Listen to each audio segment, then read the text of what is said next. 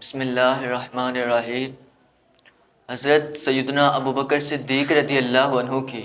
اہل بیت سے محبت یہ تھی کہ ایک موقع پر حضرت سیدنا ابوبکر صدیق رضی اللہ عنہ کے سامنے اہل بیت کا ذکر ہوا تو آپ رضی اللہ عنہ نے فرمایا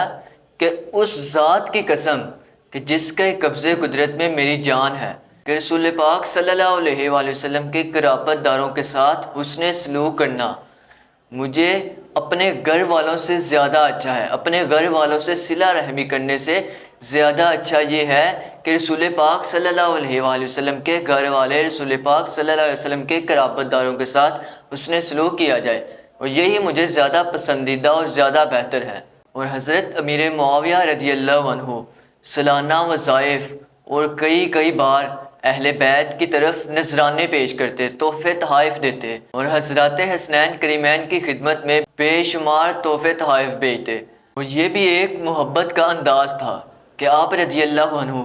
کبھی 5 دینار، کبھی 5000 دینار اور کبھی کبھار لاکھوں کی قیمتیں انہیں نذرانے میں، انہیں تحفے میں پیش کرتے رہے۔ اور حضرت سیدنا عمر فاروق اعظم رضی اللہ عنہ کی اہل بیت سے محبت یہ تھی کہ ایک مرتبہ آپ رضی اللہ عنہ حضرت فاطمہ الزہرا رضی اللہ عنہ کے گھر گئے، کہنے لگے کہ اے فاطمہ، خدا کی قسم میں نے تجھ سے زیادہ نبی پاک صلی اللہ علیہ وآلہ وسلم کو محبت کرتے ہوئے نہیں دیکھا، اور فرمایا کہ آپ کے والد گرامی کے بعد مجھے آپ سے بڑھ کر کوئی بھی عزیز، کوئی بھی پسندیدہ نہیں۔ اور حضرت عقبہ بن حارث رضی اللہ عنہ بیان کرتے ہیں کہ حضرت سیدنا صدیق اکبر رضی اللہ عنہ کہ امام حسن کے ساتھ اتنی محبت تھی کہ ایک مرتبہ آپ رضی اللہ عنہ نے ہمیں عصر کی نماز پڑھائی تو آپ اور حضرت علی المرتضیٰ شیر خدا رضی اللہ عنہ دونوں ساتھ ہی چل دیے،